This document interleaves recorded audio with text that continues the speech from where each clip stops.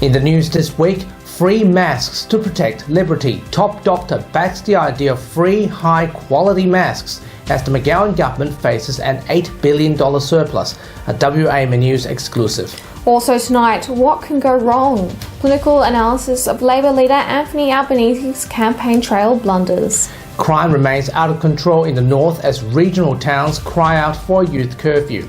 The true meaning of Easter is remembered as Christians gather to celebrate their faith. And later, Dr. Andrew Miller's comment. This is The Evening News with Ivan Loom and Maliva Thorne. Good evening and happy Easter. Western Australia's top doctor supports the idea of handing out free, high-quality masks as the state government faces a record $8 billion surplus.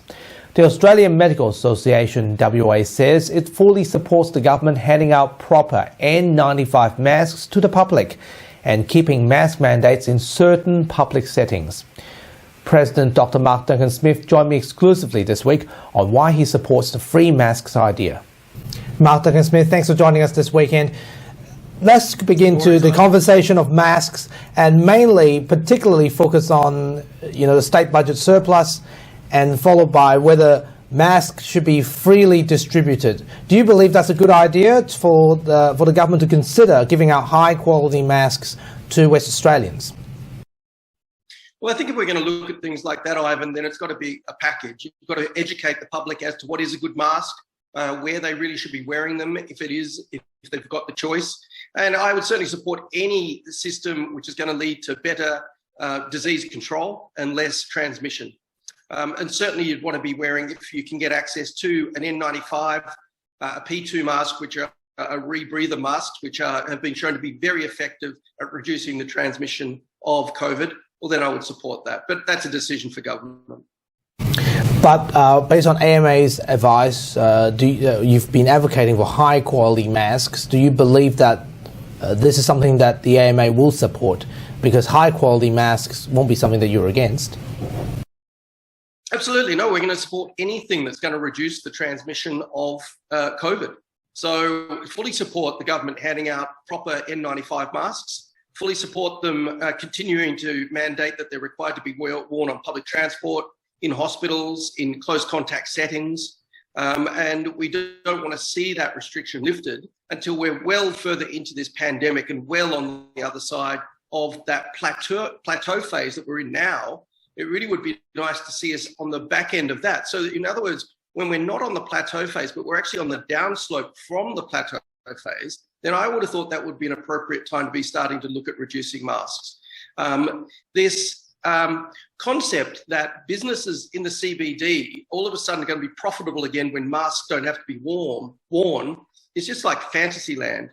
There has been a substantial and a shift in the work culture in Australia because of COVID. Almost all businesses in the CBD will be going back to a hybrid model of work. So in other words, there is going to be a lot less people in the CBD. So if businesses in the CBD are thinking that just stopping wearing masks is going to lead to lots of people turning up in the city, well, it's just not going to happen. Okay, are you saying the survey from the press is not actually reflective of the real situation? Because your colleague, Dr. Karina Powers, did cast some doubts on the survey. She says that, some surveys actually shows that people are more comfortable to go back to workplaces because they're wearing masks. No, yes, people will go back to work. There will be more people in the CBD if the mask mandate is dropped. But what I'm saying is that the numbers will not go back to where they were pre-COVID. Businesses will have shifted permanently to a hybrid model of workplace. So in other words, it might be 2 days a week at home, 3 days a week in the office, as opposed to 5 days a week before COVID. So what I'm saying is that when stopping wearing masks is not going to see all of a sudden crowds rushing back into the CBD to pre-COVID levels. It's never going to happen. It's not going to happen again. There's been a permanent shift in work culture. So back to the masks before we finish. If there is a scheme to do so, how should it be rolled out? And quite frankly, it is possible politically, but do you believe the government would do it? Well, I don't know. For example, I would suggest that it would be appropriate to do it in high-risk settings, at least in the first instance. So, for example, if someone's in a high-risk area in a hospital, they should be certainly wearing a proper N95 type mask. And they should be given out during those circumstances? Say again? They should be given out during those circumstances.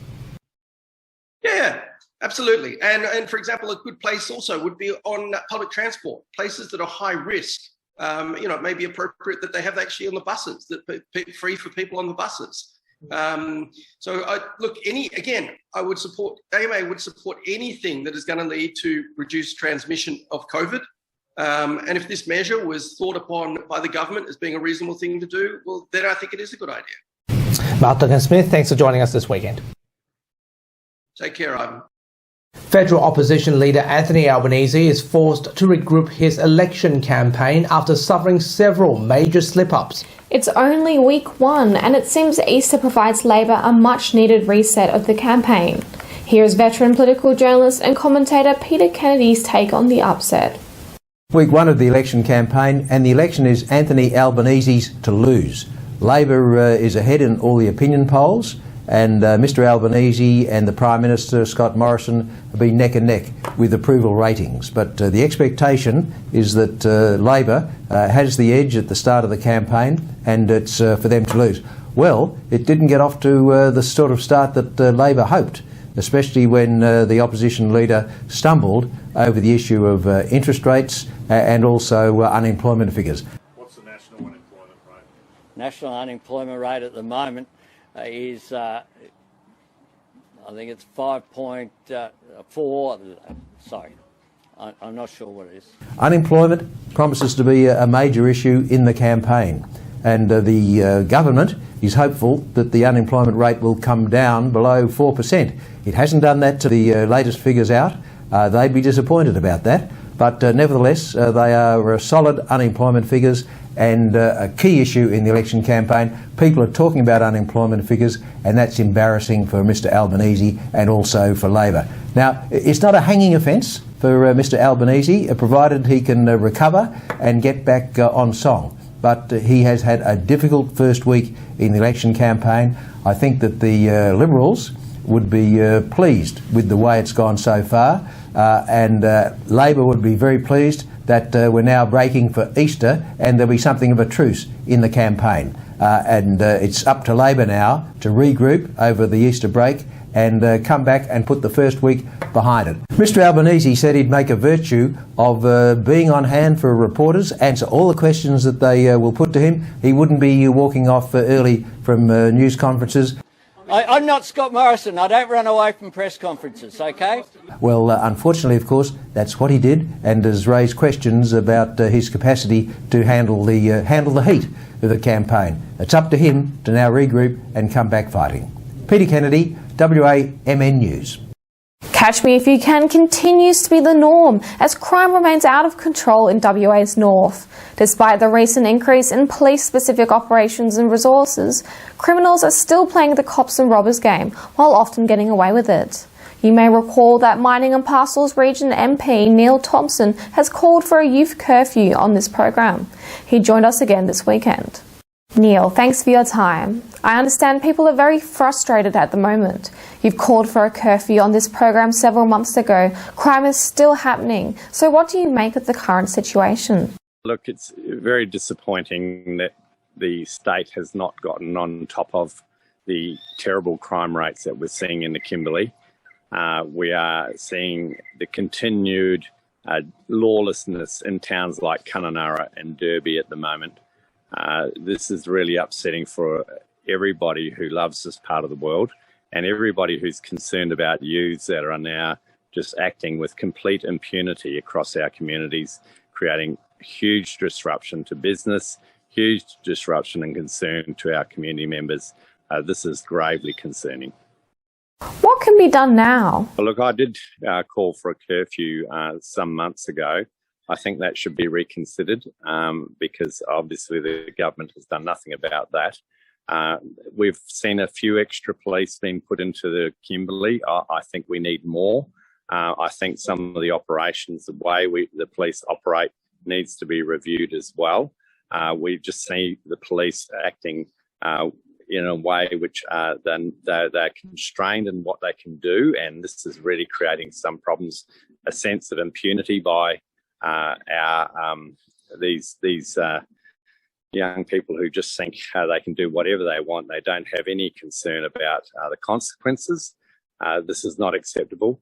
And we're coming up to the budget. The budget will be announced in a few months' time, in May, and I think there's a real opportunity now for considerable investment into those departments like child protection, community services, those areas. We need to see the root cause of this being addressed, and the root cause is the complete breakdown of families, some families in our community, due to alcohol, drugs, and just basic complete breakdown of family structure, kids roaming the streets, doing whatever they want, and there's just no consequences for whatever they do.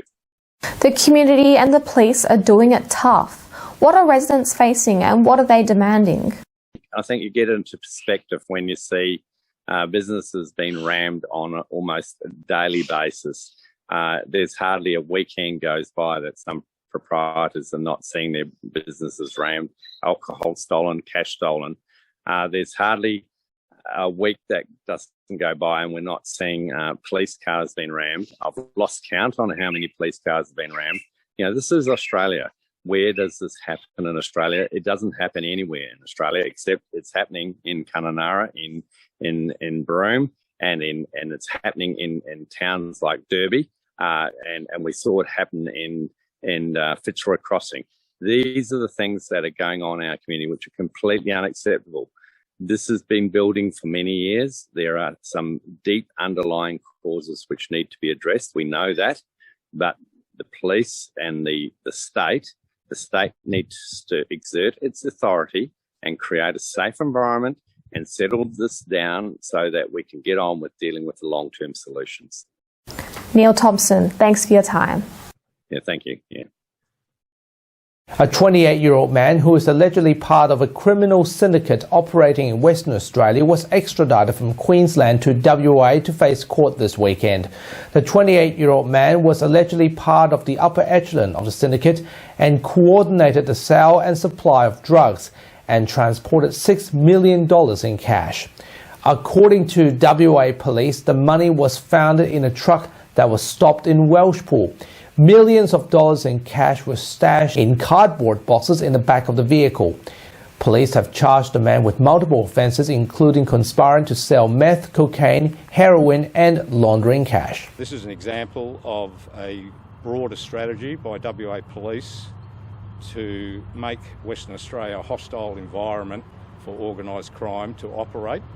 And this is our desire to extradite these type of offenders. Businesses will have a helping hand from the McGowan Government to become plastic free. Venues including cafes, bars, restaurants, markets and sporting teams will be assisted with help from waste minimisation business Boomerang Alliance to make the transition. The government says the assistance will help businesses find alternatives ahead of the plastic ban on July 1. And so through Ward Packaging we would get bio packaging for cups, trays, bags and stuff like that, so no plastic. And then I started working with WA Plastic Free to rule out any little things that were wrong, and then we're now WA Plastic Free champions, which is really cool. And then we've always pushed reusables. We've always offered a 50% discount so people can save money and do the right thing, which I think is important. Former Liberal MP George Christensen has announced that he will run on the third One Nation Senate ticket in Queensland in the upcoming federal election. This comes after the controversial member of Dawson announced last year that he was retiring from politics. Christensen left the Liberal National Party earlier this month, citing the party's overall directions, including the net zero policy and policies surrounding the pandemic as contributing factors. Paul Farling, One Nation Senate candidate for Western Australia, said that it is a very symbolic move because George is seen by many people around the country as a voice of common sense, standing up for the rights of individuals against the state. Mr. Farling welcomed Christensen, saying he would boost the ticket in any state. Major works on the Bayswater train station will force a temporary closure of the Midland train line. The line will close for 24 days from September 23rd in order to remove 1.8 kilometres of track, expand the existing Leake Street pedestrian underpass and continue work on the new Bayswater Bridge. It's expected to impact several train services. Transport Minister Rita Saffioti says the works are required, but they're working to minimise the impact on users. At the end of the shutdown, the new Bayswater station platform will be built and be used. This rail line, or these rail bridges, will be in operation. And of course, by the end of the year, we'll be demolishing the existing Bayswater Bridge. And that will be, again, another significant milestone in Metronet.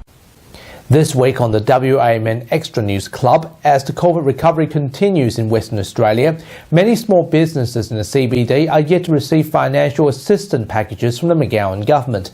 After several business owners came forward and shared their hardships with us, the opposition stated more restrictions needs to be lifted or the city can't resume business. Been remarkably slow, and that's part of the problem. So, like I say, the government did a good job managing the health component, but it's been dreadful managing the business component.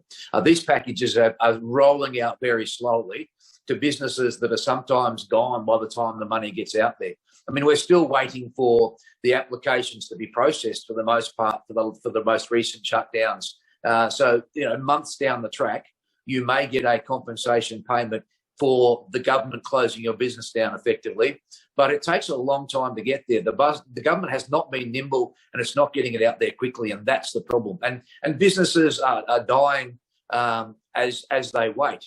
You can read and watch all that and more on the WAMN Extra News Club. Subscribe to the link attached to this post and support independent journalism. I always enjoy a good Easter egg hunt, but what do you get up to for Easter, Ivan? Well, spending some well overdue time with God in Easter is not a bad idea either. We'll recap this week's top stories again in just a moment. But right now, here's Nelson Liu with Western Perspective.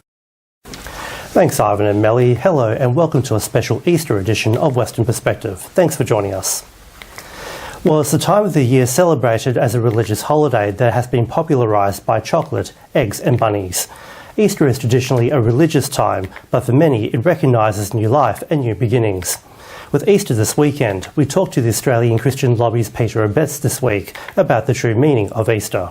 The Easter long weekend is upon us, and many West Australians are preparing for a few days of chocolate, fun and relaxation. To the Christian community in Western Australia, however, Easter is about much more than beachside barbecues and a rabbit that likes to hide eggs. Peter Abetz, an elder at the Gateway Community Church and former Liberal politician, discussed the real meaning of Easter and the religious holiday's importance to Christians across the world. For many people, Easter just seems to be an extra long weekend, but for Christians, it's really the centre point of their whole faith, because Good Friday marks the death of Jesus, where he suffered and died in our place, taking upon himself God's wrath for our sin, so that we do not need to bear the punishment that we deserve for our wrongdoing. And that's really the highlight, in a sense, of the Christian faith. And then, of course, on Easter Sunday, the resurrection of Jesus, which signifies that the Father has accepted the Son's payment on our behalf. So it's a great liberating event. So do you think, obviously a lot of people get involved in the chocolate and the long weekend, but do many people in Australia understand what Easter's all about and why we have the holiday? Look, I guess there'll be many people who don't really understand what Easter is about and Good Friday, but I think it's actually sad, because part of our whole, as a nation, our foundations are based on the Christian faith and the Christian foundations and values and so on, which flow from those very significant events. But sure, my guess is that probably only about half of the younger generation really know what Easter is about. So what's the most important thing that our viewers should take away from the Easter message? Well, I guess for us as Christians, it's a celebration of what we live with every day, But it also just reminds us of the fact that our faith is actually grounded in historical facts, in historical realities. It's not just something that somebody dreamt up, it's actually grounded in history. Our community would be much better off if people really understood the significance of Easter and were able to live with the assurance of their sins forgiven and were able to reflect that in the way they forgive one another, because if we can forgive one another, it also makes a big difference in the community. And now, here's AMA WA spokesman Dr Andrew Miller with his weekly COVID-19 update and commentary. Hi, thanks for your time. A bit of talk this week about the XE variant of COVID, which is being found in low numbers at the moment, but clearly has some advantage over previous variants, so we will expect to see more of it. It's in the UK just now. It seems that we don't have the numbers to tell how serious it is, but we do know that it's spreading faster even than BA2, which was as quick as measles, the previously quickest known spreading airborne virus. The recombinant variants are ones that have come from the combination of two different types. So instead of just a mutation which has arisen from, say, Omicron or Delta, this one seems to be two combined together. So that means that there was a person somewhere who was infected with both at the same time. And the viruses have exchanged some genes and then gone on to produce a more successful version. So COVID's not over. We do know that we need to get vaccines all around the world to developing countries in particular to stop it doing this in order to prevent it from continuing to change and get around the vaccines that we have at the moment. And even though the variants that we have are relatively mild in vaccinated people, they're still just as severe as the original COVID was, the one that caused all the fuss in Wuhan in the first place. They're still just as severe as that one. And in unvaccinated people or in people whose vaccine immunity has waned. So it's very important that we get on with that job of vaccinating the world, and that of course includes our youngest children, and we're still anxiously awaiting news of when we will be able to see some Moderna or Pfizer vaccine rolled out in our under fives. It's now getting beyond urgent and into the phase of this really should have happened by now if we were focused on that effort as much as we were for the adults. And so I think there's a moral as well as a practical need to prevent constant reinfection in the group 0 to 5 years old. So we'll keep pushing for that, and in the meantime keep suggesting that people reduce transmission where we can by breathing clean air and wearing masks. I hope you've had a great Easter with your family. Enjoy all the good things that this time of year has to offer, and continue to look after others who are less well off than we are. Thanks very much for your time. And that's WP for this week. We'll be back again next time. For myself, I wish you a happy Easter, but for now, it's back to you, Ivan and Melly. Thanks, Nelson, and you have a great Easter weekend too. And here's Leo with what's coming up on 6 News tonight. Thanks, guys. Today on 6 News, Australia decides week 1 of the campaign wraps up with both Morrison and Albanese putting the political warfare on hold today following what some have described as a car crash week, plus the latest Easter celebrations, the situation out of Ukraine, and a special announcement about us here at 6 News. You can see the full bulletin on our YouTube channel. Just search 6 News Australia to find us, or our website 6newsau.com. For now, though, guys, it's back to you. Thanks, Leo. And that's our weekly news and current affairs. We have the latest news on our website, wamnnews.com.au. Don't forget to subscribe to WAMN Extra News Club so we can continue our work in the community. Full details on wamnnews.com.au/news/extra. From Melly and myself, wish you good health, good night, happy Easter, see you next Sunday. Thanks for watching.